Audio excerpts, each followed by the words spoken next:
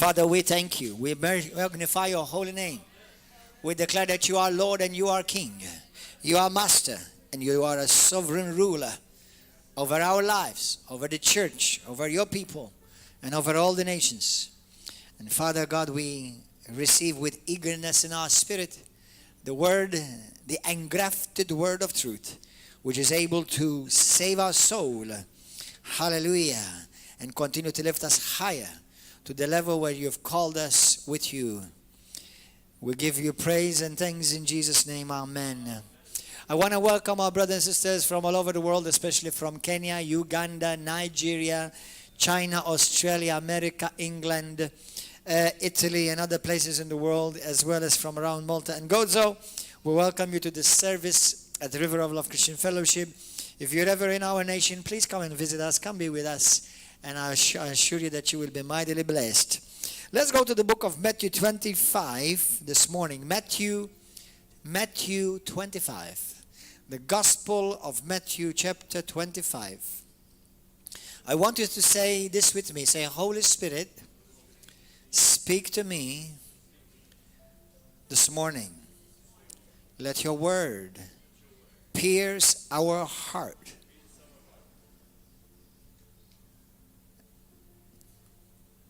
Thank you, Lord. This morning is a word, when we preach from the Bible, obviously it's always the word of God anyway. But sometimes there are words that God gives me specifically for the church and for the season that we're going through. This is that type of word. A couple of weeks ago, the Lord spoke to me about a specific word, very possibly because of also the time that we are living in. So I want you to all listen attentively as if God Almighty Himself is speaking to you. I am not Him, but today the Lord will speak through my mouth. Hallelujah. What I'm about to share with you, some things you may have heard. May it become revelation in your spirit. But what I'm about to share with you, every one of you will go through in your life. What I'm about to share with you, every one of you will experience in your life. I want you to listen carefully, attentively, because you will go through what I'm about to share with you this morning. In the book of Matthew 25, there are two parables that actually the principle of these two parables are the same. First is the one in Matthew chapter 25 from verse 1 through 13. Jesus speaks about the 10 virgins. How many of you know that story? The 10 virgins. There are the wise virgins, and those are the foolish virgins. How many of you know why they were wise and why the others were foolish? Do you know why? I will tell you if you don't know.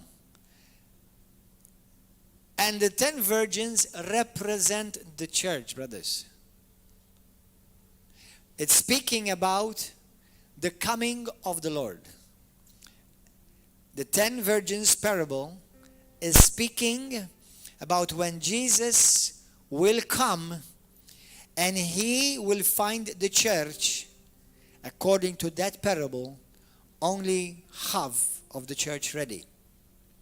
Now, from other parables, that's almost good news. The reason why I tell you that, because as we're about to read the other parable of the talents,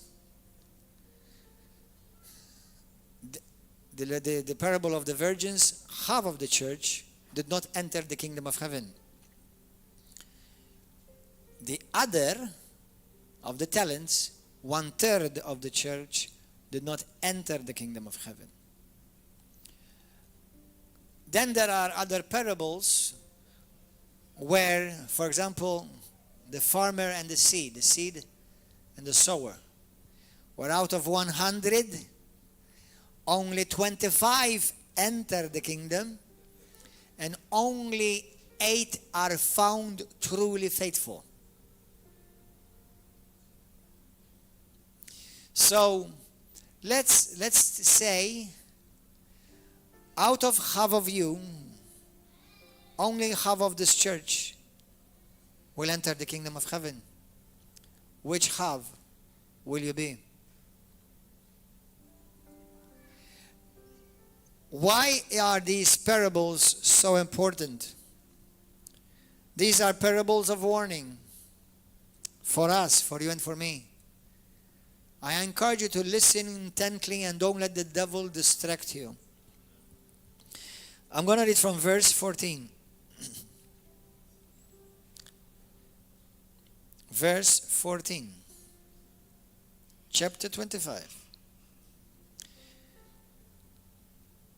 For the kingdom of heaven, Jesus is saying, is like a man traveling to a far country, who called his own servants and delivered his goods to them. Everybody say, his goods. And to one he gave 5 talents. To another 2 talents. And to another 1 talent. To each according to his own ability.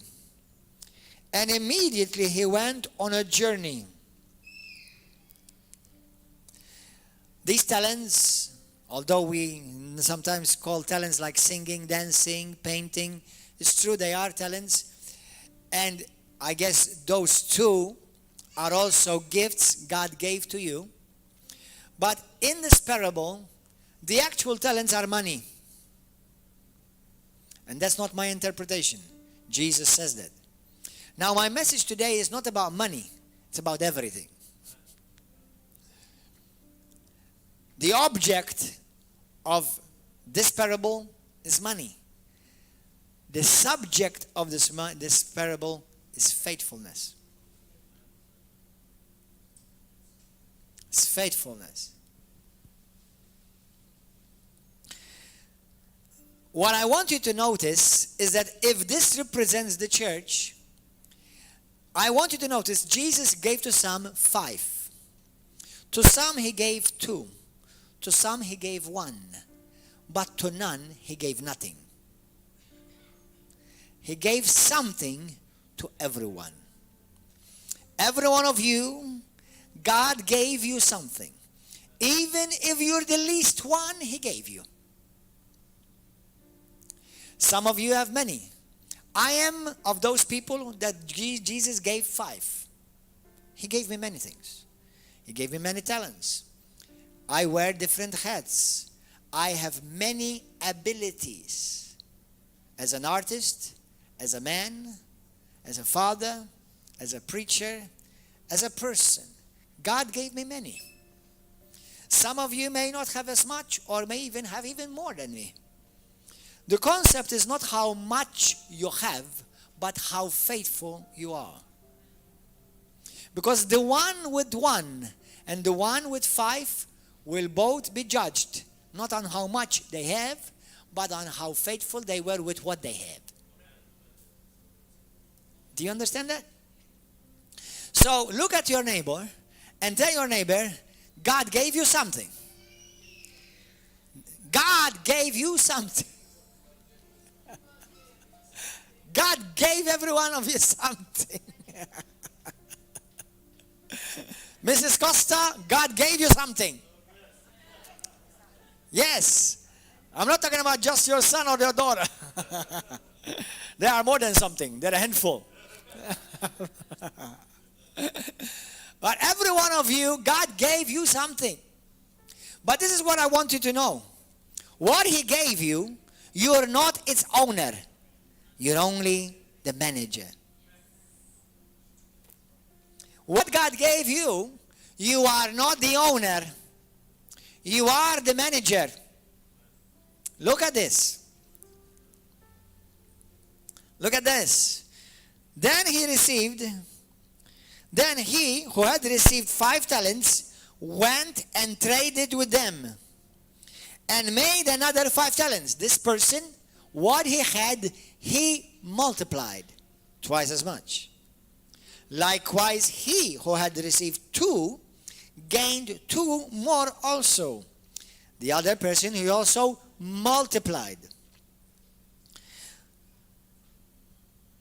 Do you notice that if you want to multiply what God gave you, you can't keep it. You have to give it.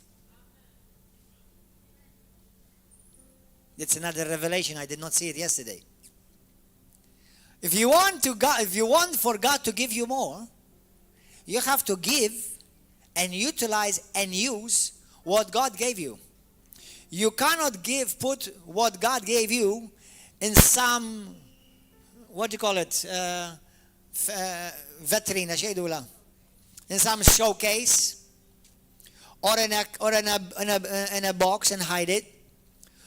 If you want to multiply what God gave you, and God wants you to multiply it, you have to use it.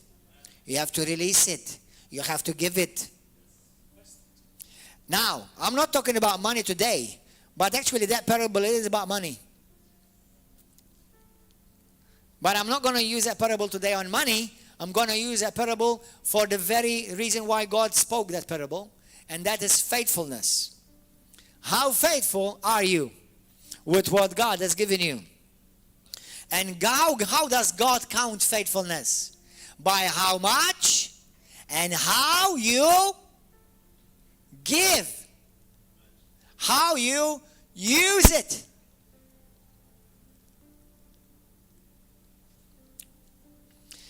After and then, verse 18, but he had received 1 talent, went and dug in the ground and hid the Lord's money. After a long time, everybody say the Lord's money. It's not just the money you have belongs to God. Everything you have belongs to God.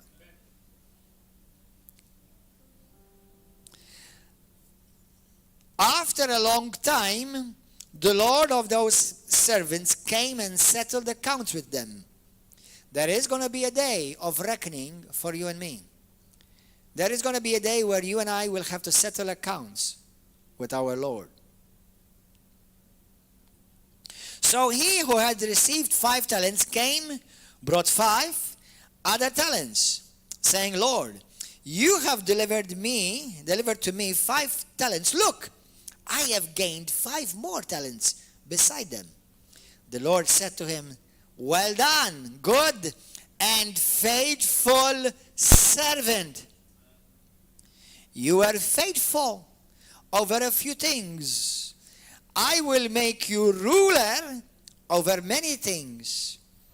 How many of you have asked God, said, Lord, I want more? How many of you want more? Some of you are thinking about it now since I'm preaching about it. God wants to give you more. God wants to give you more of everything. Don't limit God. More homes, more houses. What about more cars? Well, I only can drive 1, but what about if he gives you more cars so that you can bless those who can't afford 1?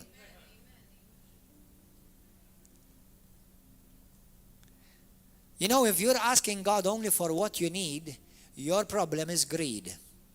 You're only thinking about yourself.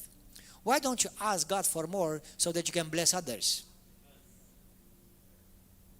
And if he can find you faithful, that's exactly what he wants to do. He wants to use you to be the delivery boy.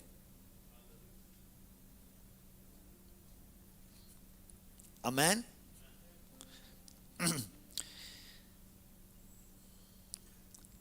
And then the Lord says to him, well done, good and faithful servant. You are faithful over few things. I will make you ruler over many things. Enter into the joy of your Lord. Here, take everything that belongs to me, belongs to you. Everything that is mine is yours. He also, who had received 2 talents, came and said, Lord, you delivered to me 2 talents. Look, I have gained 2 more talents beside them. His Lord said to him, well done, good and faithful servant. You have been faithful over a few things. I will make you ruler over many things. Enter into the joy of your Lord. Remember, the talents belonged to God. When God requires something of you and me, have you noticed? He always provides you the thing that you need. That's why you and I, none of us have an excuse. Nobody in the world have an excuse. No Christian have an excuse. Everything God has called you to be, number 1 as a child of God, as a Christian, and number 2 concerning your calling in the ministry. God has already given you everything you need.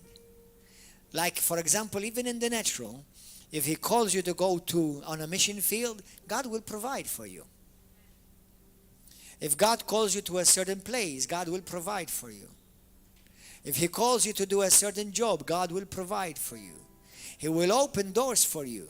He may not always bring something in your lap. Sometimes He may go and tell you, go and fish. Go and knock. Call. But He will make everything you need available for you. So that means when it is God's will, as I love to say, it's always God's will. If He has called you to do something, He will provide you the means for you to accomplish that. Amen? Hallelujah. Matthew 25 we're reading still. Follow with me. Verse 24. Then he who had received 1 talent came and said, Lord, I knew you to be a hard man. What? How many of you know Jesus? Is Jesus a hard man? You know, this is the condition of the church. Many people come to church buildings, but they don't know their Lord. They know no God. How many people who claim to be Christian, they say, well, God took my mom. God killed my son. God made me sick. God gave me this problem. You make God sound very mean and harsh. Our God is not like that. If you've not met God, let me introduce you to my God. He's a good God. He's a faithful God. And He's a generous God. The Bible says that He gives liberally without holding nothing. He's got open hands to give to all who ask Him. Our God is a generous God, brothers and sisters. What about money? Can I ask God for money? Yes, but He may also provide to you the job. So if you are lazy and you want money and still earn money, then He's going to deal with 2 things, with your financial problem and with your lazy problem. Okay? Hallelujah. So, and plus, when God gives you a job, He gives you a purpose, because now you have a mission. When you have a job and you're working with a company and you're being paid, and there you're being a good as ambassador for Christ, then you know what? God is paying you through your employer. As you do a good work and be a good representative for the kingdom. Hallelujah. I knew you to be a hard man, reaping where you have not sown, and gathering where you have not scattered seed. And I was afraid, and went and hid your talent in the ground. Let me tell you, brothers and sisters, this is a condition of many Christians. If you're afraid today of anything, I have to seriously question if you have met God.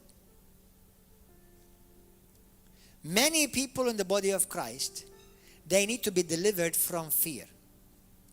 And I think many people in the body of Christ, which most probably either are not reading the Bible or having no revelation whatsoever when they read the Bible, because the Bible hates fear. The Bible says God hates fear. And you can't please God without faith. And fear is the opposite of faith. You cannot have an ounce of fear in you if you say you know God. Fear will limit what God wants to do in your life. Fear will handicap your purpose in life. Fear shows and reveals that you don't know the heart of the Father yet. How many people have put off, have postponed what God has told them to do? Whom are you listening to? Are you afraid of a virus? So now you're so afraid that you're no longer evangelizing? Are you afraid of what the boss said? Are you afraid of what Nana told you? Are you afraid of what somebody else threatened you? You see, people who are afraid, remember, let me remind you of a story. You all know the story. Remember the story of David and Goliath. Why did the people of God, people of covenant, were afraid, a mighty army of God, whom God was with them all the time, were afraid of one man? Yet one who had spent time with God, David, when he heard Goliath, immediately he vomited his fear threats. Let me tell you something. We are living in a society that everywhere you hear, you're bombarded with fear. Have you noticed? Fear of virus, fear of the Delta Force, fear of the Delta Plus, fear of the Delta Plus, fear of the Delta Minus, fear of the Delta Times. And I'm about to become a very good mathematician after all these years. Fear. Satan will not only control the world with fear, but till this very day, he's controlling a lot of the church with fear. Do you know why church or part of the church will be controlled? Because they don't know God. So fear, you see, because of fear, you will not end up doing what God has called you to do. You will not end up using what God has put in your hand to use for His kingdom. We claim, how many of you claim Psalm 91 over your life? No evil shall befall you, nor will any plague, sickness, disease, virus, Delta, COVID shall come near your dwelling. Well, Pastor, but I know a Christian. I don't care. You're not following a Christian. You're following Christ. But are you?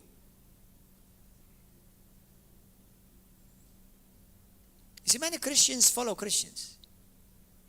Nobody ever told you to follow a Christian. You're supposed to follow and imitate Christ. Let me say to you, every one of you Christian out there, and Christian in here, in the circumstances of this COVID, whatever it is, how will Jesus react? That's how you're supposed to react.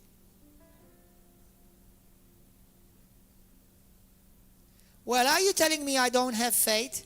No, I'm telling you, you're full of faith. That's why you're acting like that.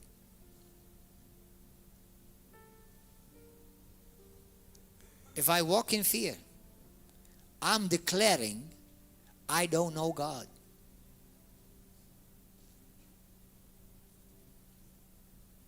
How many people I know, Christians, that God has given them a task, God has given them a ministry, God has given them assignments, and they have put it off. They told me, well, I'll come back to church, or I will resume my duties, I will continue to do my ministry once this is over. What about if this will never be over? Well, Pastor, let me wait for this to pass. When is it going to pass? Because as things are seemingly going, and if we are believing what the Bible says, things are not going to go past and get better. Things are going to pass, but they're going to get worse. What are you going to do? You're going to hide and put the talent of God because you're afraid, and you go and hide the talent of God. And one day, the day of reckoning will come and say, well, Lord, I was afraid. I was hoping that COVID will pass.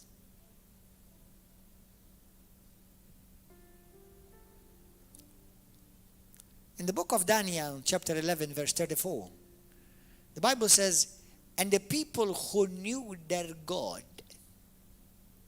they did great exploits and took action. And you know when they do them? In the times of the Antichrist. Isn't that encouraging? Daniel 11 is talking about when the Antichrist on this earth. I believe right now the Antichrist is on earth. And as I've told you many times, he's got a villeggiatura house in Malta.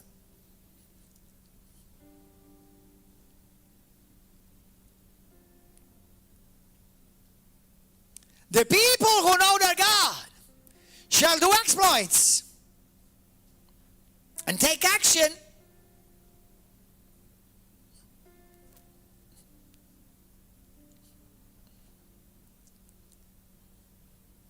Hallelujah.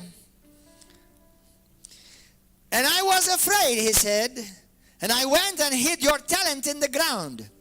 Look, there you have what is yours. What God has given you is not yours. What God has given you is what he has entrusted you with, and you will give an account for. The more you have, the more responsibility you have. Everybody say with me, the more I have, the more responsibility I have. The more accountability you have, the more account you have to give. But let me share with you some wonderful news. The more you have and the more you obey, the more you will receive. The more blessed you will be. Amen? The more blessed you will be. You know, sometimes people, they look at people who are blessed. Have you ever noticed this? Sometimes people look at people who are blessed. And people who are not so blessed, or they don't have anything, they look at people who are blessed and say, well, he has everything. Or look at her, she's got everything. Of course, you know. Listen, do you know what Jesus said? Continue to read. The Lord answered and said to him, you wicked and lazy servant. Wicked, full of fear, and lazy servant. You knew that I reap where I have not sown, and gather where I have not scattered. So you ought to have deposited my money. Everybody say money. So this parable, the object is money. The subject is faithfulness. So you ought to have deposited my money with the bankers, and at my coming I would have received back my own interest. Therefore take the talent from him and give it to him who has 10 talents. You know, me and you, we would think, well, you know, give him to at least those who have 5 talents or 4 talents. No, Jesus said, the one who has the most, give him more. You know why? Because the one who has the most is the one who has invested the most, is the one who has worked hardest the most, is the one who was faithful the most. And God says, to one who is more faithful and more blessed and more rich, I will make him even more rich. And the one who is poor, I will make him more poor. You see, we think, this is how we think, well, let's help the poor. Why? Do you know what Jesus said? The poor you will always have with you. Because poor, they're not only poor in their pocket, they're poor in their mind. Because many poor, what they are is suckers.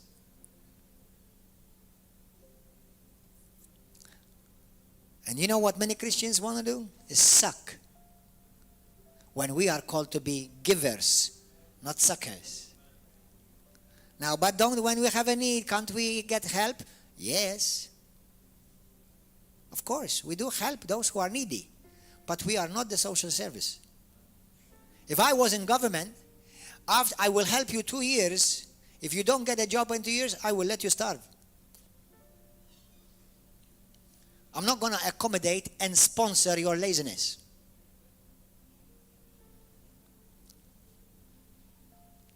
People who may be sick, I understand. People who may be struggling, I understand. But people who can't, after many years, can't get a serious job, get stable, and get serious, you know what? Their problem, you know what? It's not money. They are suckers. And I don't like to help suckers. And neither does God. As a matter of fact, you know what Jesus said about the suckers? Take what he has. Give it to him who has the most.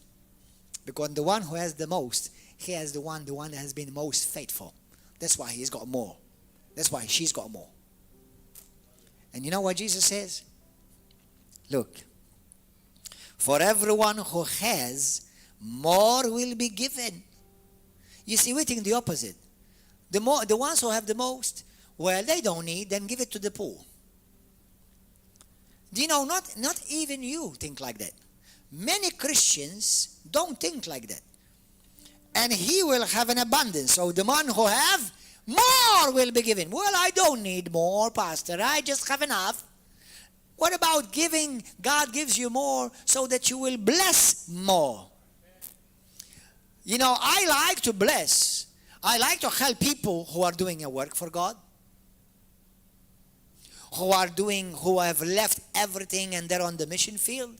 Those I like to help. Those who are preaching the gospel and saving souls, I like to help that. But I don't like to help people who are, you know, they're constantly year after year, begging money. You have a problem. And I don't want to encourage your problem. This is the word of the Lord. Verse 29. Read it with me. Everybody, grab your Bible. Read it with me right now. Verse 25, 29. For to everyone who has, more will be given. And he will have an abundance. But from him who does not have, even what he has will be taken away. And cast the unprofitable servant into the outer darkness. And there will be weeping and gnashing of teeth. It doesn't sound like heaven to me. Let me tell you this. Imagine we have two banks. Here one bank is called Zigozag. Zigozag Bank. Somebody's going to get it and name a bank for that. And here is called Garigor Bank. All right? And you have 500,000 euros.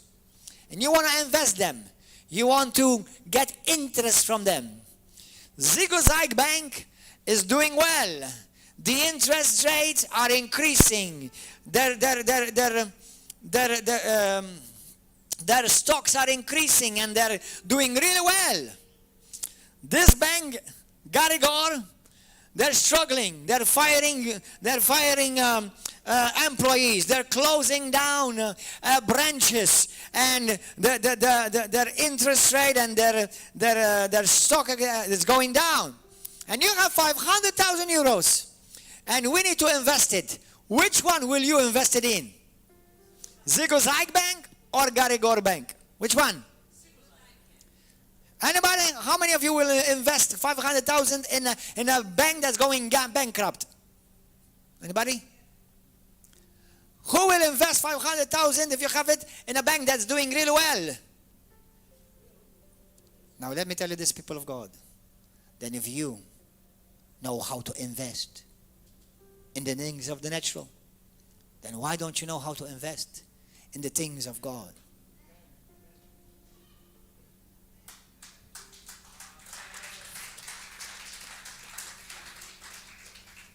You see how you know how to invest? I've just made a bunch of you investors. Every one of you know how to invest. But when it comes to Christians, many don't know how to invest in the things that will last forever. Where moth will not eat, where robbers will not break in. And they will have to give an account. Do you know how many Christians till this very, very day are afraid of coming to fellowship, worshiping God, bringing and coming to where God is worshipped, adored, because of COVID? But you know where is the hypocrisy? Now, if this is challenging you, praise God, that's exactly how I want it to be. You know where the hypocrisy is? They don't stay at home. They wake up their cute, blessed butt in the morning and go to work, right? They go and buy groceries, don't they? Some of them even go to do their sports. Some of them even go to the bar and drink. But coming to church and fellowshipping, they're afraid. Do you know why? Because they don't know God. And they will have to give an account on that day. And God will look at them and He say, you wicked, lazy servant, to hell with you. But I love you, Jesus. I used to pray to you by myself. Don't you remember when I read the Bible because I was supposed to?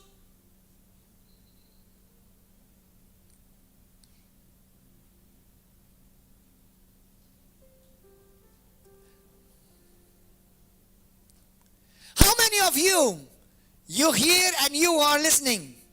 The Lord told you, go to River of Love. Some of you have been to River of Love. Some have said that God has planted me here. And God told you to be an usher. And you haven't been. God told you to go and work with the children in school. And you haven't done it. God told you to be a greeter. And you didn't want to do it. God told you to come and clean. And you didn't want to come and do it. You see, you have been given responsibility. And you will be given an account. There is no one in the kingdom that doesn't do anything. There's no one of you that you're not called to do anything for God. None of you. None of you. Every one of you is responsible for something.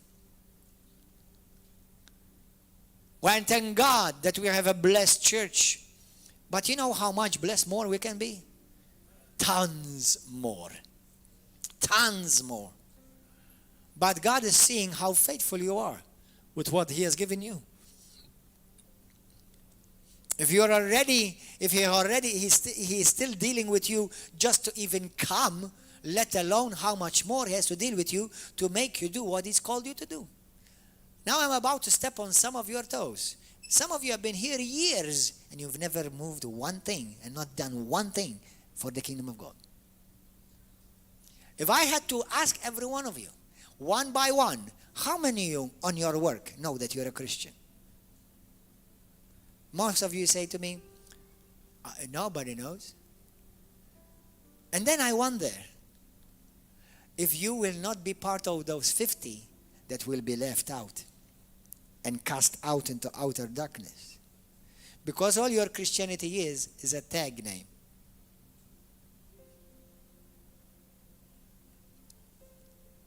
Do you want to hear God says to you, you wicked, lazy, unfaithful servant, I will cast you into outer darkness? Or do you want to hear, well done, my good and faithful servant? You see, many people think that just because maybe they pray the Lord's Prayer, or they said a prayer of salvation in some altar or in some TV program, it's good to say those prayers. But that prayer is meant to change you, not to leave you the same you were.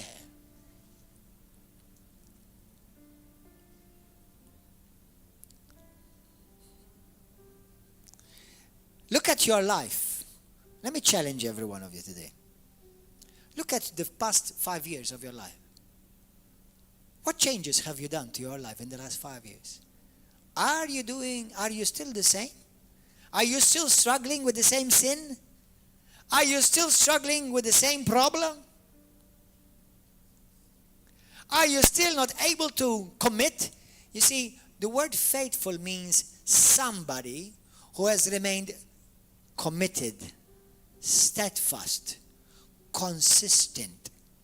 Many Christians, when they come to the Lord, they come out, they begin with great zeal, with excitement, and then they lose their zeal. Somebody said to me, heard somebody say to me, well, I don't want it to become a routine. What kind of hypocrisy is that? What kind of deception has crept in the minds of some?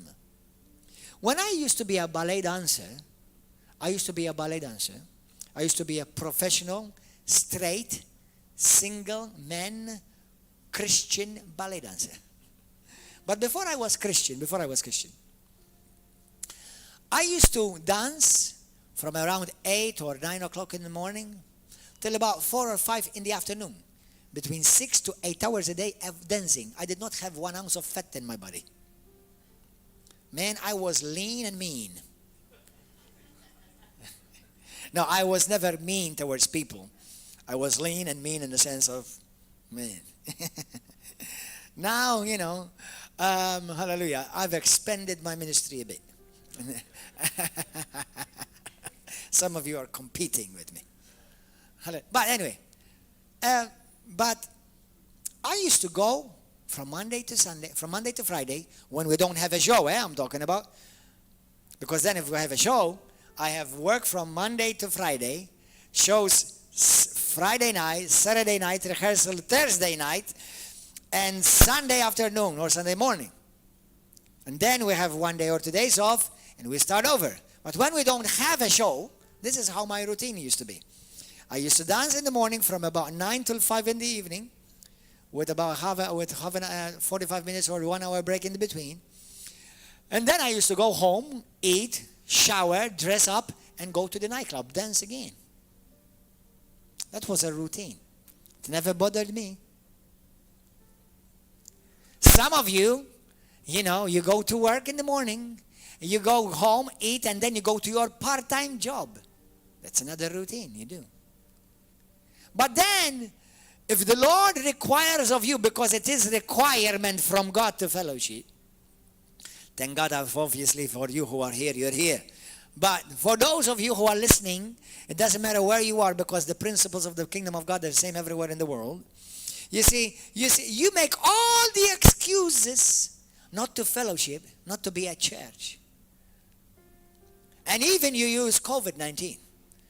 When somebody say to me, Pastor or brother or Gordon, be careful, there's COVID. Yes, I am full of care that Jesus is there too. What are you aware the most of? Jesus or COVID? Who's the most powerful, Jesus or COVID? I spoke to you about this many times. But let me remind you, for no extra charge. If you fear, apart from it offends God, in brackets it offends me too, but leave that out. It offends God. It actually lowers your immune system, and this is scientifically proven. To walk in fear will lower your immune system of any type of fear. That's why the Bible says God wants us till the very end to remain faithful. Full of faith. When the Son of Man comes, will he find people who are full of faith? Will he find people who are faithful? I remained faithful. The Bible says in Hebrews 10:38 and 37 to 38, he says that he does not have pleasure in those who will shrink back in fear, but his pleasure in those who remain faithful. The Bible says in the book of Revelation chapter 3, go there quickly. Are you enjoying this? Are you happy? Yes. I don't want you to be. It's not the issue is not happiness. The issue is I want you to be shaken in your core. Amen? Now if you can be happy with that too, praise God. Hallelujah. Hallelujah. Revelation chapter 3. Hallelujah. When you are faithful, you have a sense of commitment to remain and to keep to your task till the end. When we are faithful, I'm also saying I am responding back to the covenant. You see, we are in covenant, But I should say maybe some Christians think that if I pray a prayer of salvation, I'm still saved just like that, for that only. Now it's true, we begin our salvation walk with a prayer, but you don't stop there. It's true.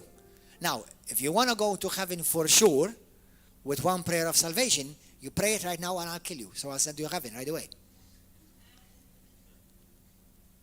That way you will not doubt that you go to heaven. But as long as you're in this earth, you have accountabilities. Fellowshipping, prayer, reading the Bible, serving the Lord, serving the Lord's bride, doing what God has called you to do. Always building the kingdom of God. How many Christians are going to go to the tomb never having fulfilled what God has given them to accomplish? Hallelujah. Revelation chapter 3, verse 10. Read that. Let's read it together. If you have the New King James, read it with me. Revelation chapter 10. Because you have kept my command to persevere. Say to your neighbor, persevere. I will also keep you from the hour of trial, which shall come upon the world, to test those who dwell on the earth. Behold, I'm coming quickly. Hold fast. Remain faithful to what you have, that no one may take your crown. What does it mean, take your crown? Who is going to take your crown? He who overcomes, I will make him a pillar in the temple of my God, and he shall go out no more, and I will write on him the name of my God, and the name of my city of my God, and the new Jerusalem which comes down out of heaven from my God, and I will write on him my new name. Hallelujah. Go to the book of Philippians chapter 2. Praise and worship team, please come. Philippians 2. Who will take your crown? We just saw in Matthew 25 that Jesus said the one who was lazy, the one who did not remain faithful, he said take away his talent and give it to the one who has the most. Take away the crown from him and give it to the one who was more faithful. Let me tell you something, brothers and sisters. If you and I remain faithful till the end, there is a crown laid up for you and me. Crown of faithfulness.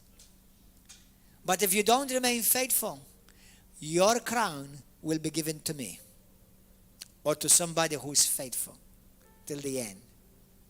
Faithful. The Bible says remaining steadfast, immovable. Hallelujah. Philippians chapter 2.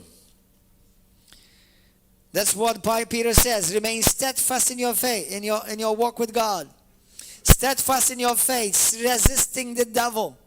1 Peter 5:9. The fruits of the Spirit, Galatians 5:22. One of the fruits of the Spirit is faithfulness. Hallelujah. Thank you, Lord. Paul speaking to Timothy, he says, the things which I have passed on to you, which I have taught you, pass them on to faithful men. Hallelujah. We know that God is faithful. The Bible says 2 Thessalonians 3:8, 1 Thessalonians 5:24, he is faithful to keep you till the end. Hallelujah. The thing is this, brothers and sisters, one of the things that sometimes I've asked myself, if the Lord is faithful, why is it important for me to remain faithful? Is it not everything him is what he's done? It's true. Brothers, he has taken away your sin. He's taken away our sickness, our disease, our curse. He has changed us completely. But one thing he has never taken away from you, and that is your free will. He has taken everything away from you, which was hurting you, hindering you, stopping you. But he did not take away your free will. Do you know that you and I, till this very day, have the power to say no to Jesus right now? Do you know that you have the power, the capacity to do that? Now, thank God I don't have the brain of a chicken, and I'm not going to say no. And I don't want to go and end up like Kentucky Fried Chicken. Hallelujah. Don't end up like a Kentucky Fried Chicken. You will be a chicken because you're a coward, and you will end up fried. So Kentucky Fried. Hallelujah. Anyway. So, Philippians chapter 2, we're going to come to an end of this message sometime. Verse 12. Look at this beautiful scripture. So what is the message today? Is remain faithful. Remain steadfast. Fulfill what God has given you to accomplish. Hallelujah. We're going to finish with this. Therefore, my beloved, as you have always obeyed, not as in my presence only, but now much more in my absence, watch, work out your salvation. I didn't say work for your salvation. God has given you salvation. Now you need to live it out. Work it out. I'm not trying to be saved. I am saved. But saved is not a sentence. Saved is a lifestyle. I live saved. Not I got saved. What about it? What do you mean you got saved? You no longer? It's just like the famous phrase, just married. What do you mean just married? What are you talking about, just married? You have no idea what's married. Well, I'm just saved. What do you mean just saved? I am filled with God Almighty. The Lion of the tribe of Judah lives on the inside of me. Greater is he who lives on the inside of me than he that's in the world. I am anointed, I am appointed, and I am dangerous to the kingdom of darkness. Hallelujah. And wherever I go and wherever I tread, demons tremble. Because where I walk, God walks. That's a reality. That's not just a nice sentence. Hallelujah. Hallelujah. Not now in my presence only, but much more now in my absence. Work out or manifest, let's put it this way, manifest your salvation with fear, fearing God, and with trembling. This is what I can imagine Paul saying. Brother, take your salvation seriously. Take the things of God seriously. Josiah, Micaiah, take the things of God seriously. Chloe, take the things of God seriously.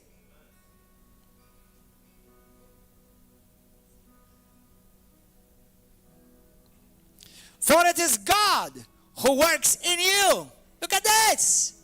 It is God who works in me to will and to do for his good pleasure. What is he saying? He said, even what you do, you don't do it by your ability. You do it by his ability. Even what he's given you to accomplish, you don't do it by your strength. You do it through his strength. Even what he's given you as tools, they are not yours, they are his. And one day you're going to have to render them in front of him and say, Lord, you've given me this and I've brought you this. Hallelujah. Because everything, that's why I love the scripture in Corinthians. Paul says, I am what I am is by his grace. I do what I do is by his grace. That's why Paul says, how can I boast? I did not save myself. I did not redeem myself. I did not anoint myself. And I did not gift myself. How can I boast? But I have one responsibility. To say, yes, Lord, let your will be done in me. Yes, Lord, let your word be accomplished in my life. And today is your time, brothers and sisters. Your day is your day, Christian, to rise up and say, Lord, I have waited too long. Forgive me for using all the excuses in the world. Today I'm taking my place. Today I'm taking my position. Today I'm going to rise up. And I'm going to fulfill what you've called me to accomplish. Let's all stand. Everybody stand. Are you enjoying this now? Now listen. This is a word from God. The Lord is the one that spoke to me clearly. Speak to the church about faithfulness. If we are truly the generation that we will see God, you better remain faithful.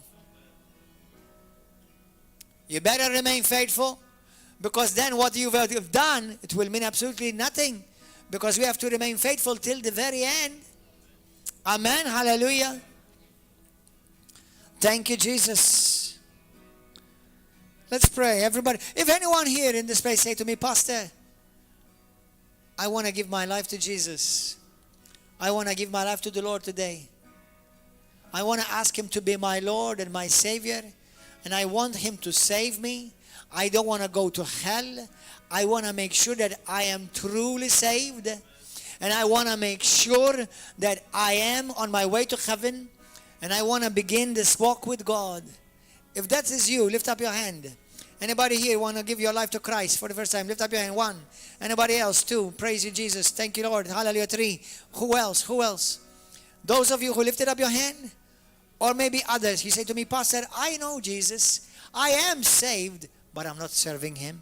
With what He's given me, I'm not using it for Him. It's time for you, what God has given you, to use it for Him. You know, I feel sorry for those who one day they were in ministry, those who are even here, part of this ministry, and they were serving as ushers, they were serving as greeters, they were serving in the tape ministry, they were serving in the book ministry. Where are they today? Do you know, if you are listening, I'm going to tell you this, the Lord loves you, but you're going to give an account to God.